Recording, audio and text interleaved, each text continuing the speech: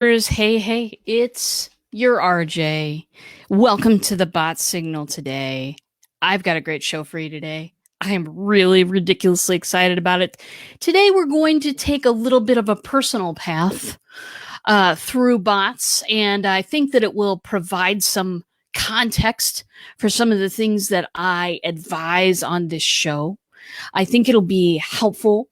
And also, who doesn't love a little bit of story time? I love story time. So we will be doing that. But before that, this. Hello, Teresa Corinder Kim. It wouldn't be a show without you. Thank you for coming today. So, before that, this. If you're watching from the Block Belt Bots page, that is good. If you're not, if you're watching from one of the other places that I cross post to the internet, that's totally fine. Just go up. There's a link in the description. It's the very first thing right there. Click that and you'll be taken to the Black Belt Bots page. That way I can see and respond to all of your beautiful questions and comments. Cause I love ya. That's what I know about that. Adam's here. Hey. And Barb loves story time. Well, I hope you're wearing the comfortable shoes because today is story time. Got my pipe right here.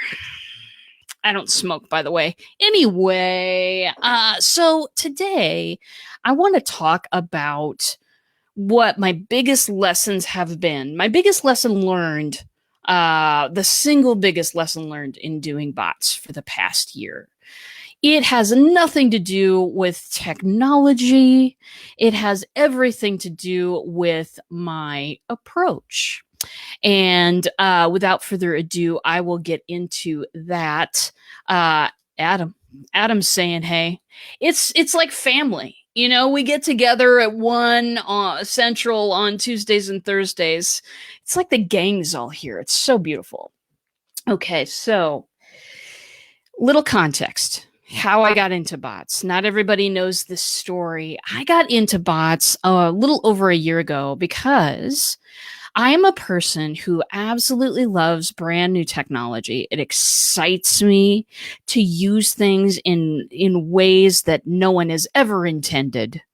It excites me to use new things, to see how far I can push the boundaries, to, do my little tricks to them and see what happens. It's like a constant playground or a science experiment. If you're scientifically oriented, it is a constant little form of learning that I do, and I love to pass on what I discover to my people.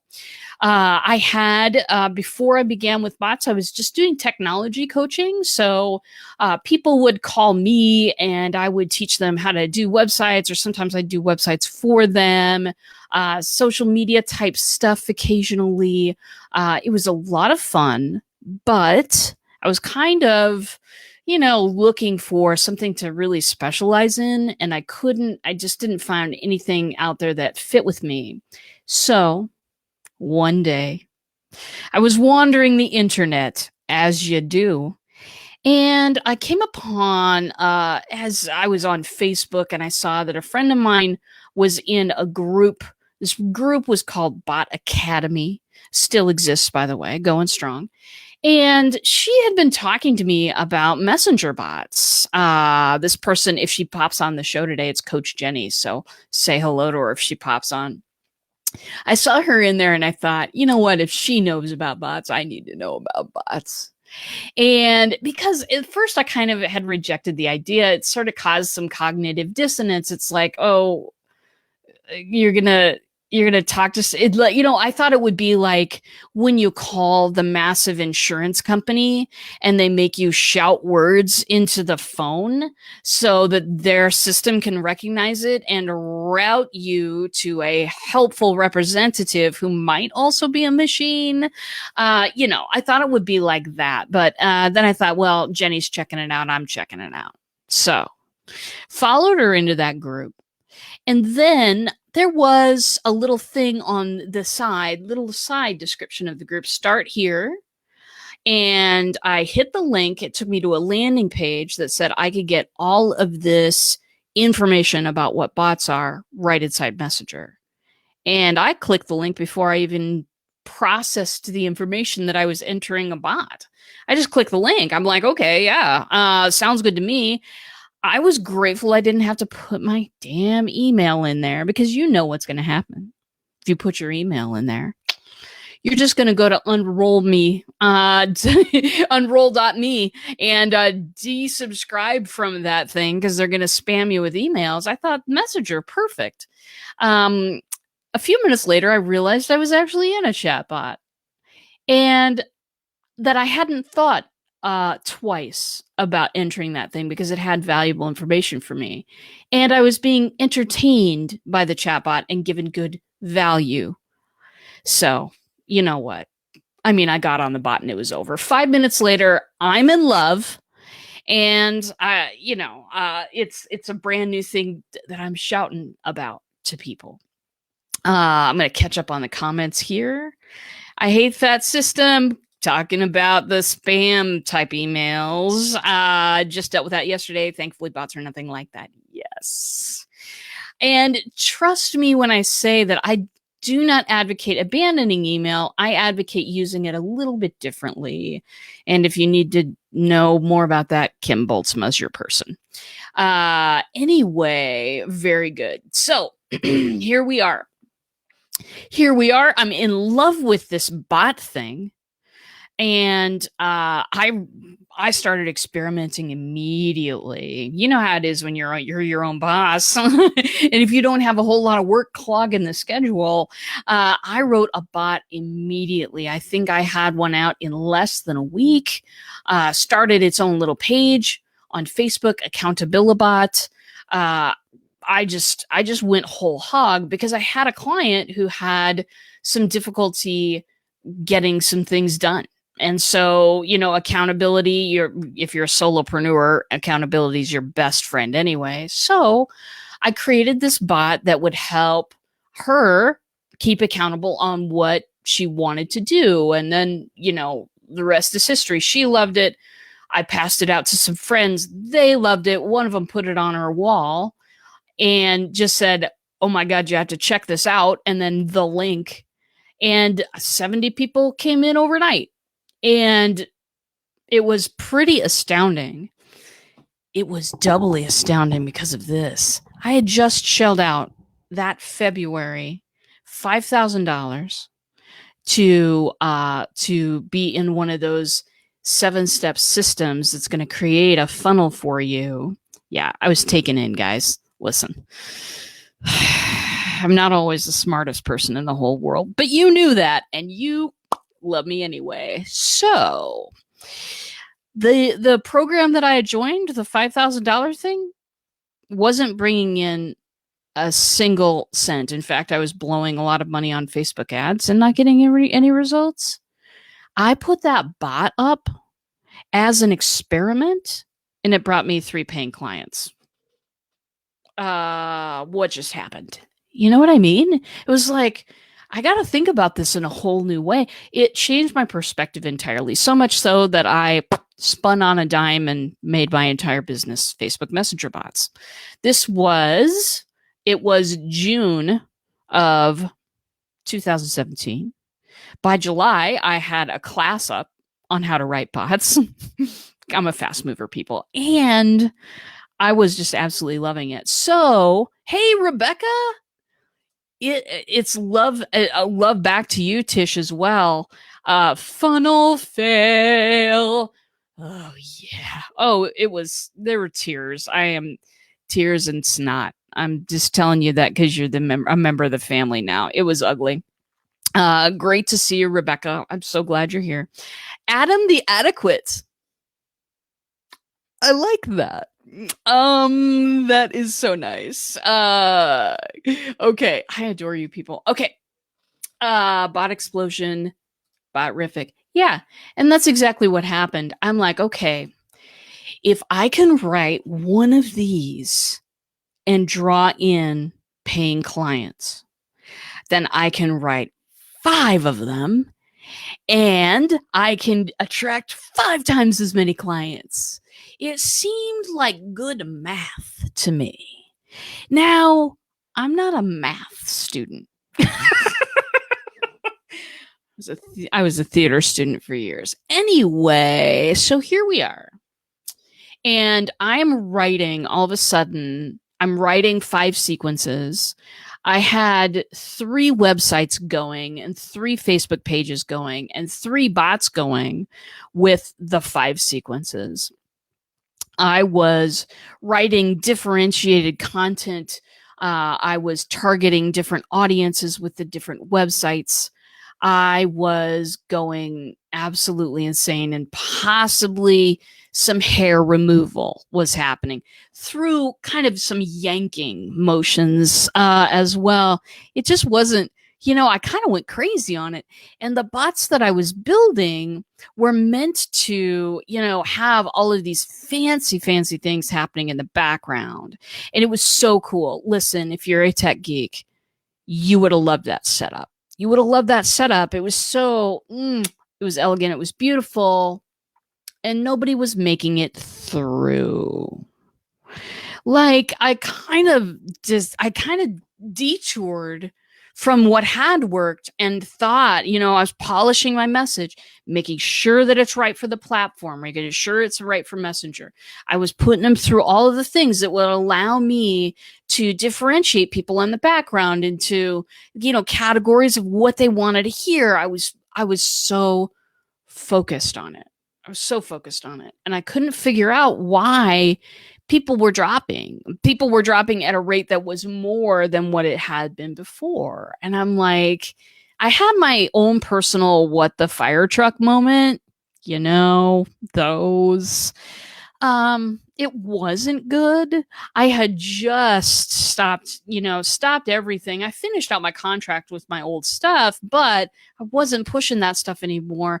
I put all my eggs in the basket with the bots. I've never done that in my career before. I've always been like a generalist, just in case something stops working, technology.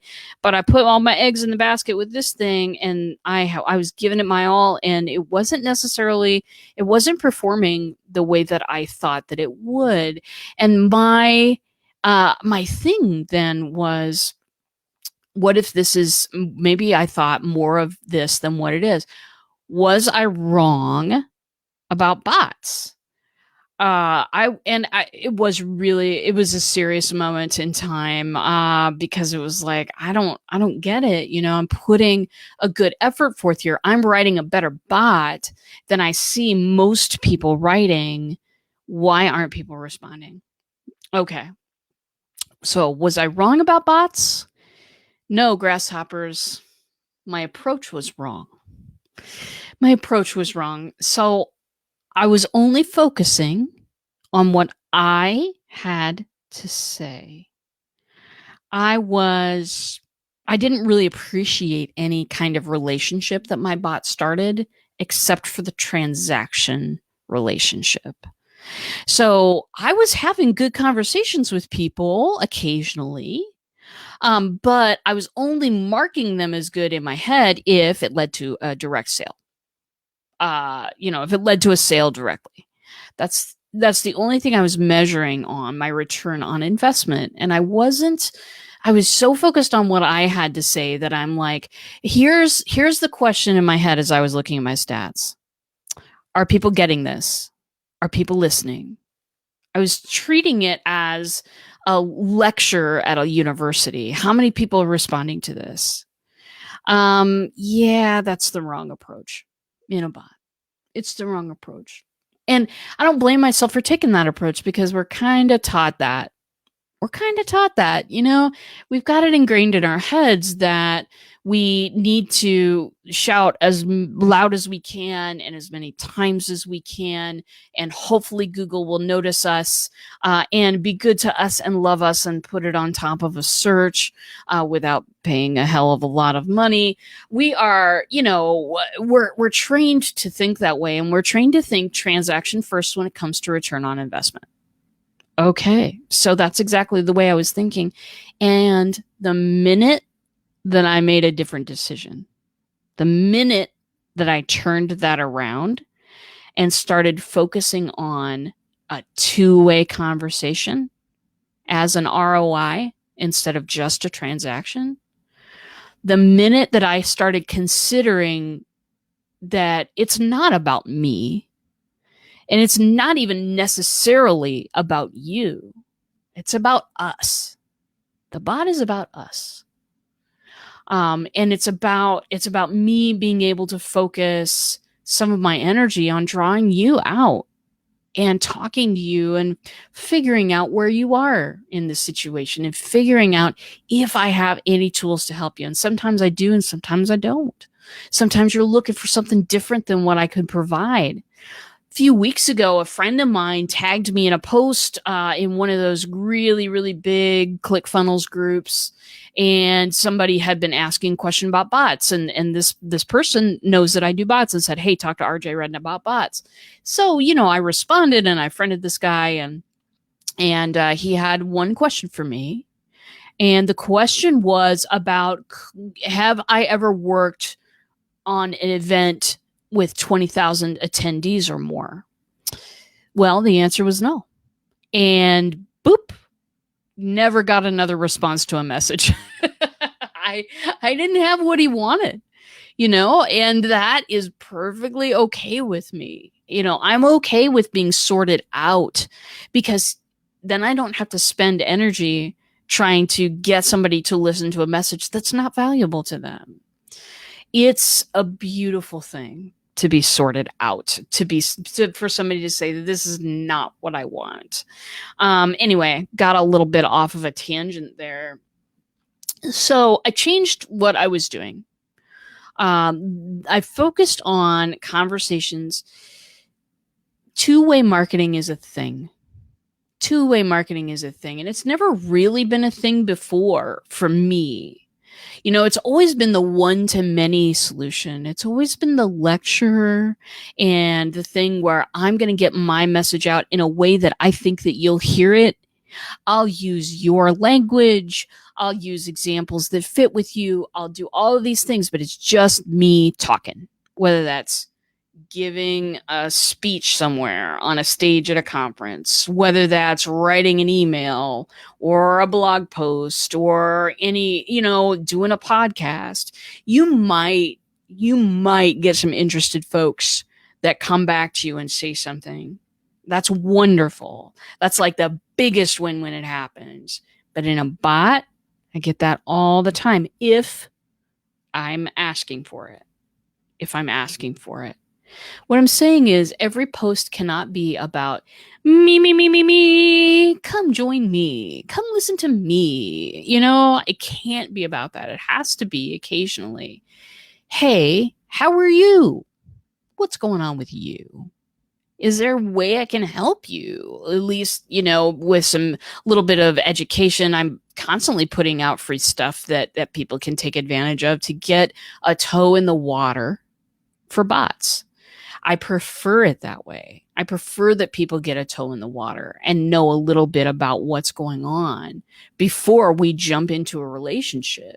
Last thing I want is for somebody to hand me the keys and go, here, build me something, because they're not going to really like it. They're not going to understand what's going on there. They're not going to appreciate the fact that this is really different. This marketing is really different than anything that's been around before. I'm going to catch up on the comments now, my friends. I've struggled with that feeling for a long time, Teresa says. I'm going to put my chin above today. I fought against being sorted out. What a great way to think about it. Let me tell you, I love being sorted out. Like as I was saying, I don't need 3 billion customers. I don't need a crowd of thousands and thousands of people hanging on my every word. I don't. If I had that, I don't even know what I'd do with it. I've got my client goals, how many I want to have, kind of on a retainer basis, how many, I have written out all of these things. Okay. I've done my due diligence. I don't need everybody. What I really need are the people that resonate with what I'm doing, like what I'm doing enough to invest in themselves and their businesses. Because once you become part of the Black Belts family, I mean, there's no turning back. It's like one of the 5 families. No, I'm kidding. No, once you become part of my client family, I care about your business. I think about you even when you are not paying me to think about you. I think about your success. If I run into a tool that ManyChat has, or if I run into a different tool that I think you'll be interested in, you will get a little voice message from me. That's the way that it is. I care about your success because then that makes me look good too. So maybe it's just kind of a selfish thing, but I got no problems being sorted out these days. God, it used to hurt though. It used to hurt. And I get it. I get where you're coming from. There's a lot of emoji going on in this chat, you guys. I love it. Keep it coming, babies. Yeah. Emoji love war. That would be the first instance that I know about. So we're doing firsts all over the place, people. Yeah, embrace the conversation. And we do all live and learn. You know what? That very valuable lesson has been, it's been return on investment for my clients. It absolutely has, you know. And when you face it that way, that life is an experiment and not a performance, when you're allowed to test things and expand your mind a little and create different solutions instead of just having to have it perfect every single time headed out of the park, then it's a whole new world. It's a whole new world. I love the live and learn statement. I'm putting it up twice. Yeah, strategy is 80% of the battle. I hear you, that one. Bot eggs. Okay, now you'll have to tell me what that means. Very good. Build it and then market it so that they will come. Absolutely. You know what?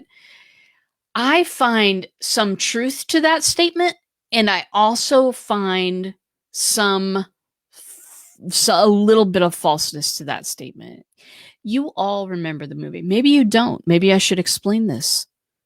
Kevin Costner, Field of Dreams, decided to build a baseball field in a cornfield. Everyone thought he was crazy. And yet, yeah, some weird ghosts appeared out of the corn, and they weren't, you know, Malachi. They were good people who wanted to play baseball. Who knew? And then other people came too. It was fabulous. The town, that little town in Iowa, still has that field. And they still have tourists stopping by to see if anybody will emerge from the corn. If you build it, they will come. That's where that statement comes from. And it used to be true with technology. If you build something super fabulous, people are going to show up. Gosh, it was absolutely true at one point. And for me, it's not 100% true all the time anymore. Yes, I build some damn fine looking bots. I do. And I do hope people will be attracted by that and show up. But there's also the part where I'm drawing people out. I'm asking people questions. I'm kind of figuring out what's going on with them, and I'm having a conversation. With apologies to Kevin Costner, obviously. But although I think he should apologize to the world for Waterworld, that's another discussion. Anyway, look it up if you don't believe me. Anyway, very good. Kim says it's kind of like you said, you built it, aka bots, but it didn't mean that they came. You started putting yourself out there and then they started to come. Well, and that's the important part, right? You know, that's why we call you SE Oprah. And it just makes me so happy to say that every time. You know what vision I have in my head when I'm saying that, Kim? I'm having a vision of you, like, you know, the Oprah meme, the one that kind of, you know, she's standing back and yelling something and you get a cruise and you get a cruise. And I'm just having a vision of you doing the same thing, except you're giving people the gift of proper SEO. And that it just, the vision makes me happy. We might have to make a video of that. Please stand by for our progress on this. Very good. Adam says, build it and nurture it, and then people stand around as a community. They do. And what I really want is a community. I saw a show the other day, Aaron Strayer show. I always catch it pretty good today, people. Just saying, one person in the comments was the star of the show today, and it was fabulous. So I saw a person interview Aaron, actually, and she was talking about the lone wolf syndrome, about how we're kind of taught to fight through, pull ourselves up by our own bootstraps. You can do it, make it happen. We're all kind of, the lone wolf syndrome, though, adds to an incredible crushing feeling of loneliness, which I think destroys more solopreneurs than anything else. Just that feeling like you are fighting for your next buck. You're grabbing it from somebody else, like in the 80s and Cabbage Patch Dolls at Christmas. You know what I mean? It is just ridiculous the way that we are kind of led down that path. But what I'm finding is that building a strong community of people around me makes everything so much easier. I'm a part of Kim's membership program. I'm a part of a couple of other membership programs as well. And the difference that it makes to be able to just ask somebody that's been there instead of figuring out everything myself. And, from time to time, there is a lot of exchanges going on. And I'm so grateful to be part of a community now, instead of just trying to fight for every single dollar, and act in a way that I really hated anyway. So Teresa said, boy, did I suffer from lone wolf syndrome at first. It sucked. I'm singing because of the capitals. You have to get over the feeling of not knowing what you're talking about. Oh, absolutely. I'll tell you what, my first bot, after I pick that story up again, I built some really complicated bots that people couldn't get through, and I learned my lesson. And then a friend of mine, Stacy Spenceley, she needed a bot for her Facebook group and for the mastermind classes that she had and all of that kind of stuff. And I built a bot for her. And just the community that we got going on there. I'm not necessarily a member of her group because it's for moms of toddlers. Listen, I got fur babies. I got one right here right now. Barry. He's asleep, or I'd have him say hello. But that not knowing what you're talking about, that imposter syndrome, I think that you're talking about, that shows up on such a regular basis, sometimes, especially when you're alone. When you're in a community, it's not that bad. And honestly, I'll go ahead and recommend a book for that. It's called Hilda, written by Coach Jenny Mustafa-Julak, and it's about that imposter syndrome and the inner naysayer. And it's really important for entrepreneurs, especially solopreneurs, because the thoughts in our heads aren't drowned out by anybody else sitting at the office. You know what I mean? It's all our decision, and sometimes that is an incredible pressure. But for me, the minute that I started to just let's build community, let's have as many conversations as we can have. Let's break all of the rules and make my own thing up. And I tell you, I'll never look back. I'll never go back. Bots are it. I found my niche. Not everybody has found theirs. I didn't find mine for a while, but what it's given to me is so much. And it started with that one huge lesson that it's not about me. These bots are not about me. Yes, deliver value. Yes, have a solid message. Yes, do all of those things. But the bot isn't about you. It's about a two-way conversation. That's what it's built for. And there are ways to scale that two-way conversation. There are ways to scale that stuff. And of course, that's certainly something that I'm pretty good at in a bot. But just know that that's what it's about. And the minute you start focusing on that, the more success you will have with your chatbot. Promise. Okay, now I'm going to catch up on comments again. Very good. Adam says, staying alone in business feels like standing in a fountain scooping up pennies. Yeah, it does, doesn't it? I mean, you're just chasing after every single thing. And then, if you're alone, a no just seems like forever. I mean, it's devastating when you're fighting for every last dollar, and no is devastating. But when you do have a community of people around you that look after you, my community looks after me all the time. They recommend me to people all the time. It's an amazing thing, and I do the same thing back. And we're not in a group where we're required to refer out these people. It's not like that at all. It's just that I know, they're, in a sense, they're my team, and I know exactly what they're good at. And I know that they're good. So anyway, let's see here. More comments.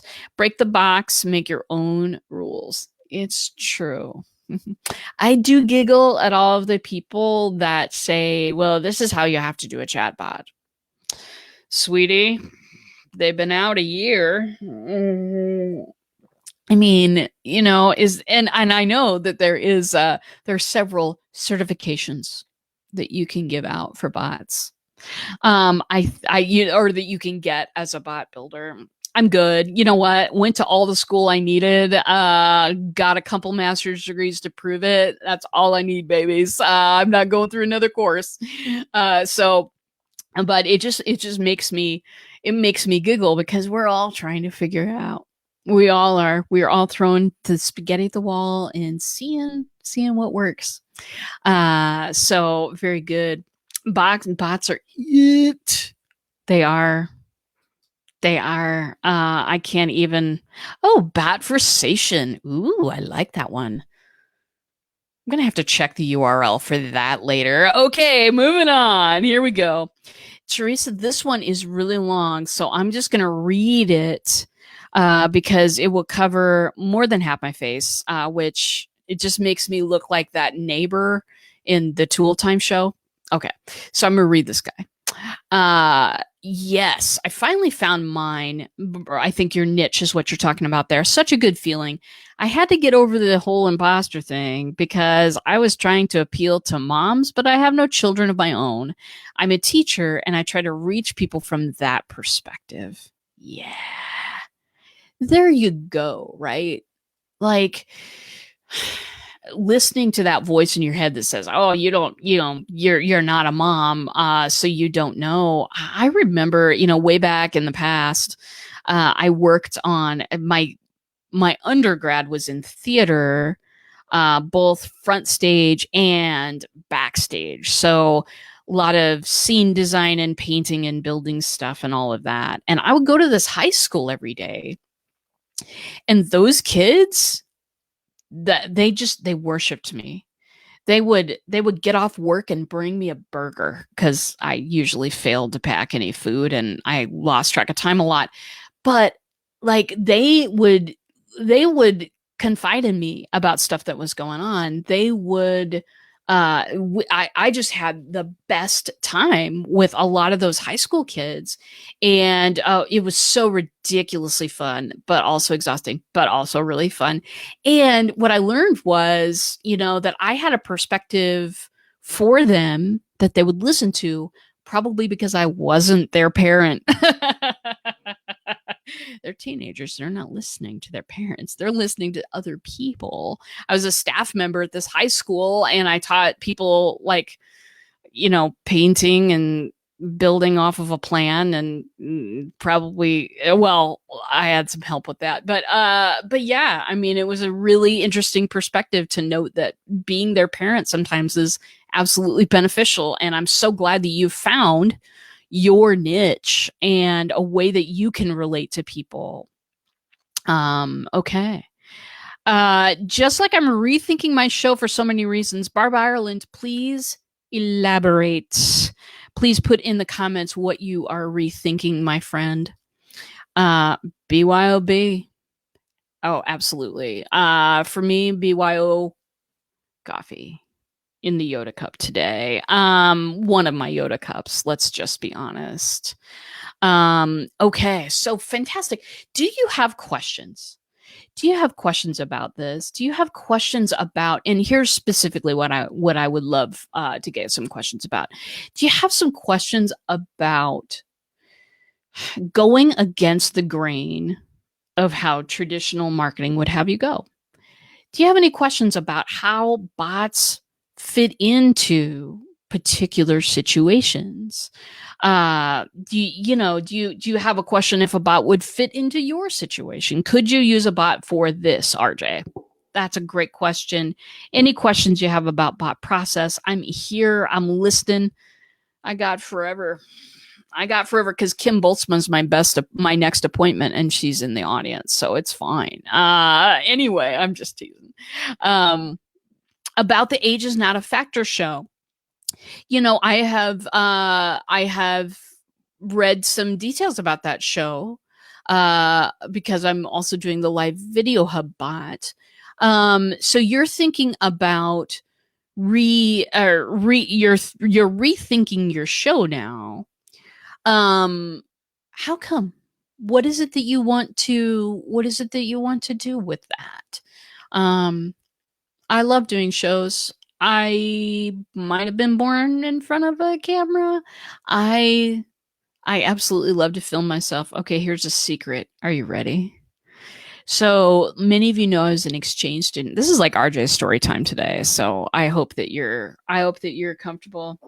And I'll just bring out the pipe for this one. So I was an exchange student for about 5 months during my grad school days. And this was before Facebook Live, okay? This was 2011. And one of the requirements for getting this scholarship to go overseas, you had to have a blog.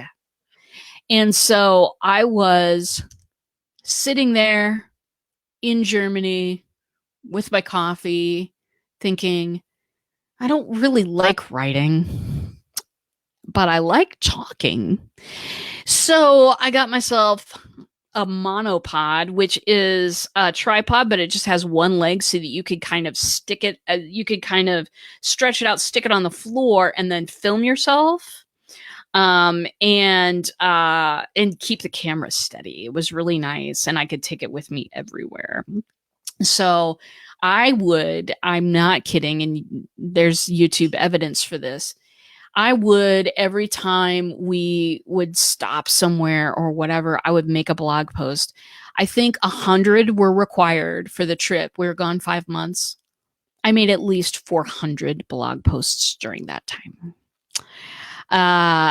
It was a Tumblr blog, and I just absolutely loved it. I would film stuff all day long. I would film me talking. I would film background footage. I mean, oh my God, long story shorter, I love the camera, and I love to talk. So I love shows, and I love talking to people about their shows because it's vastly interesting to me.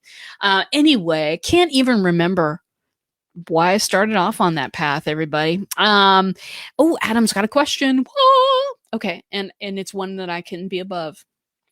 Question: would it be a good bot to have a bot start a chat as a follow-up to an event? Yes, like a live, etc., asking for review thoughts, or is this too much? It's fabulous. Here's the reasoning. It's fabulous from two standpoints.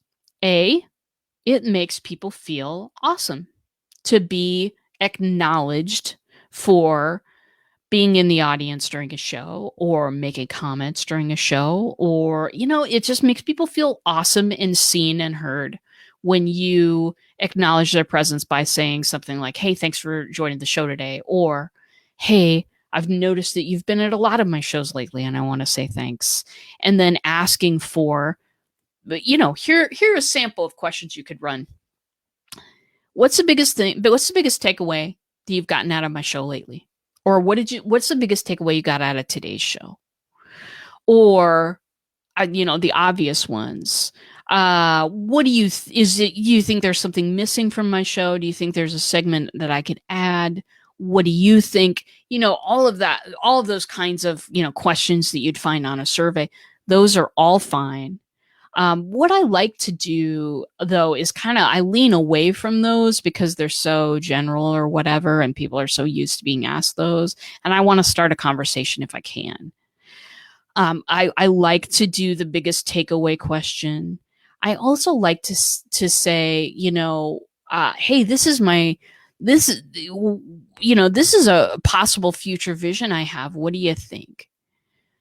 Really get some thoughtful input, and people will answer you in a bot. People won't answer you in a public forum. You'll get your 5 faves, the 5 people that always answer every question because they love you and they don't care that it's on a public forum. But most people are a little shy about stepping up. In a bot, you can ask a question like that and get a thoughtful answer. It's insane. I've never seen it on an email. I've never seen it anyplace else, but it happens in a bot quite regularly. Very good. Oh, Tish, this is wildly creative. Loving that. Barb says, I'm getting people wanting to come on the show, but they have other agendas. Nothing to really do with what I ask of them. Okay, so this is the reason that you're thinking of changing your show up. I get it. So I don't have the expertise you're looking for, because I think that you do an interview show, and that is not, I occasionally will have a co-host, but I don't really do interview shows. You know who does is that Erin Strayer. She might have some better experience to offer. Ross Brand comes to mind as well. That guy does interview shows on The Constant, and he is really good at it. So those are a couple of people that you could look to for sure, to see, what you can do to help people corral into what you'd like them to do. I do know this. When I'm doing somebody's show and they send me a pre-show checklist, I feel awesome. Like, I feel like I'm in awesome hands. Like, somebody really knows what they're doing and has thought through any potential problem that I might have. It's awesome. So, maybe trying something like that. But like I said, you'll want somebody who's more experienced at doing regular interviews on their show. I'm a person who I love to get on. I love to get on alone here, and then occasionally I will invite people on just to guest and jump in and talk to me a little bit. But I find that interview shows are not my best format for me. So hope that helped even a little bit. Kim says, RJ and I have talked about having bots ready for our speaking engagements. Yes, we have. In fact, I've done an entire show on this. This one's a few weeks ago, but I talked about how you can use a bot to enhance a speaking engagement. You can get people to sub ahead of time and then ask them, what do you want to learn about in this talk? What's your level of knowledge about this already? Get a base point. And the toughest thing is that you work so hard for those speaking gigs. You work hard for that stuff. There's sending proposals, there's sending clips of you speaking, there's making like a speaker profile, there's all those things. And it's all really great. And then you get there and you're not speaking to people's level of knowledge. Sometimes it's boring because they already know what you're talking about. Sometimes it's outer space for them because they don't know the first thing about what you're talking about, and you tuned in at an intermediate level. So using your bot to have conversations with people and to find out, hey, how can I make my speech at this convention the best use of your time? That's a question you could ask too. How can I make this most valuable for you? Because I know that your time is worth something. That's a great question to ask. If any of you are headed for speaking engagements and, kind of going that way in your business, know that a bot can supplement your experience a whole lot. I meant to have that rhyme. Anyway, Tish has got another beautiful string of characters there. I'm loving it. The middle looks like a bot. I'm gonna have to steal that from you. Gail, she's here. Now it's a party. Bots assemble. Get ready. Very good. That's why I stopped doing lives, because people wouldn't engage live. I get it. And that is something that I have dealt with. So the bot signal is, I think, my 5th show. And it's my most successful one. I learned a lot from the first 4. I did a show on Blab way back in the day. Oh yeah, the Blabby kids. I did a show on there that was at 12 noon on Fridays. That's a real hot time for people to watch. What was I even thinking? And it was once a week. So just not nearly enough. I did another show. I did one for the technology dojo, which I ran for a while. I did that one 4 days a week, Monday through Thursday. And I got more traction there, but I also gave away the farm every single day. And so people weren't as eager to buy some of the products that I had out there, some of the classes and stuff like that. So I learned my lesson there. Then I was on a show called The Water Cooler that was complete light and fluffy, Facebook-y fun. And it happened every weekday morning at 9 a.m. with my friend Gail, who is in the audience. Great co-host, Gail. You're the one. And that one we ended up closing down because, well, we both had other commitments, and it was kind of fun for a while, but it didn't really lead to too much business. It was great for just getting comfortable online, just letting people see you and just being out there. That was my favorite thing about the water cooler. Then after the water cooler, I shut down. I wasn't going to do live streaming again because I had tried it 4 times. Okay, that's a lot. Also, I know that you can't really notice this because I've got my camera angled in a professional way, but I got some chins. It's just like, should I really be going online again? Kim Boltzma convinced me that with this chatbot stuff that I absolutely needed to get online, and she couldn't have been more right. I winded her for 2 months telling her that I didn't want to get online again, and she just kept patiently going, so when are you going to do it? I encourage you, be Kim's friend. So yes, I did it. I finally pushed the button back in December, and I played to a lot of empty seats for a good 2-3 months. And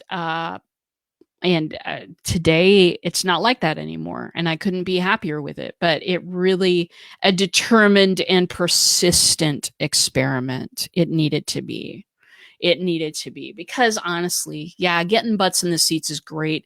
A bot will help you do that, by the way. Hey, if you never want to miss another Black Belt Bot show, the Bot Signal, type live in the comments. And my chatbot, Spinning Dragon, she is the cutest ninja you've ever seen.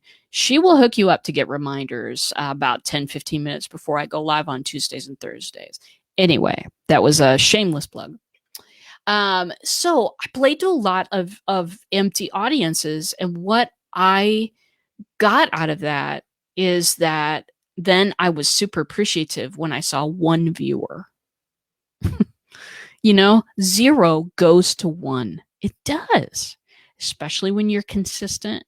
And you're real consistent on IGTV there, Teresa. I am very impressed with the amount of stuff that you're putting out over there. Being consistent is huge. But yeah, if you're thinking of getting into live streaming, know that if you love this show, I had 4 before it. And there were there's been lots and lots of experimenting and trying out things. And I've played to a lot of empty seats before. It made me appreciative of the 1 viewer, and then the 2 that came along, and then the 3. And it made me really appreciate all of the hard work that I've done in the past.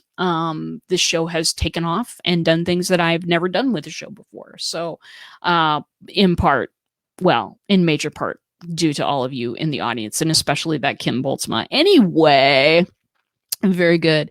Teresa says, you just gave me a great idea. I need to turn a client process into a bot. Yes, you do. Especially those onboarding processes. Oh, those are cool to turn into bots. Adam says, I'm better at broadcasts with multiple people like the Blab days. When I go live by myself, I keep waiting for people to take over. Absolutely. Absolutely. And you know what? I totally cut my teeth in Blab by showing up to other people's shows and being like the greeter and like being the producer of the show. So there was always 3 other people to take over the conversation. And I would be the one, like, people, Blab would tell you, this person is here now. This person has entered the room. And I would say hi to that person. And I would also, like, I would just help out whoever was broadcasting. And that's how I really got comfortable enough to have my own show. But yeah, I totally get that feeling, Adam. It's just like, you know, at first when I was doing this show, the bot signal, I would get on and I would like spit out everything in 10 minutes. I would talk so fast that, you know, I just never even, I didn't give people a chance to engage with me necessarily. So I have felt that pain before too. Oh, hey, Aaron, you're never late for this show. You are never late. There's always a little Aaron welcome mat happening for you. Just know that. Very good. Tish says, dang, Adam, you are so on a roll. Yeah, usually. I've never seen him not be on a roll, like especially a Danish. Gail says, hey, school is starting soon. We could go again. My live streaming dance card is currently bursting at the seams, but thank you. That is such a wonderful offer. You still get asked about it. That's kind of cool. Very good. Let's see here. Yeah, Kim totally got me out on live again. I just wasn't going to do it. I'm like, I have failed so many times. I'm so frustrated. What if I screw it up again? And she was just like, so when are you going to do it? Yeah, that was totally it. I get a lot more feedback from IGTV than I did Facebook Live. See, that is very interesting to me. That is very interesting to me because me, like everybody else in the world, is working on a little IGTV show. So I'm going to have to ask you about that. I miss Blab, as do I, Gail says. Adam says, I was really good at being the Blab comment greeter. Oh my God, it was so cool, wasn't it? Because like I started knowing people's names. That's how I met so many people. Stephen Healy, whom I broadcast with and talk to on a daily basis. I mean, Coach Jenny became my business coach. I mean, it was amazing. It was amazing the people I met through being the greeter on the show. It was insane. So I know what you're saying. Live stream dance card. Yeah, baby. Very good. So I shall now begin the wrap up process. Next week, I'm doing some shows. Tuesday, Thursday, 1 o'clock, right here on the Black Belt Bots page. I'll be cross posting a number of places, but you know how to find me. If you want to be subscribed to my reminders, just type live in the comments and Spinning Dragon will take care of you. Toot sweet. Some amazing stuff is going on in business and in life right now, and I can't wait to share about it with all of you. You know, sometimes this show is rather mechanical and kind of deals with tips and tricks, but today we kind of went into the emotional side of, you know, what happens when you put all your eggs in one basket and something doesn't necessarily act the way that you want it to act or that you had planned it to act. You know, what are bots really about? Aside from the open rate and the click rate, which are really fabulous and all of that great stuff, what's it really about? It's about the two of us. You know, it's about going on a little adventure together. Sometimes it'll be a short one. Sometimes it'll be a really long adventure, as with some of you. And I can't wait to get more people into my circle with bots. I promise to narrate the journey. And I want to thank you all for coming today because it's just been an awesome live stream. You people are the best. You're the best audience ever. Yeah, for Black Belt Bot shows, type live. Adam says, I am not impressed with IGTV yet. It always shows me things I would never watch. Truth. I got the IGTV app, dear Adam, and it keeps trying to show me makeup shows. Do you see makeup on this face? No? Okay. I mean, like random people too. I have a client who is one of the great makeup folks of the world. She is really, this is Melissa Carter. She's awesome. They're not showing me her. They're showing me some random teenager applying makeup. Okay. Next, maybe you'll teach me how to put on some high heels.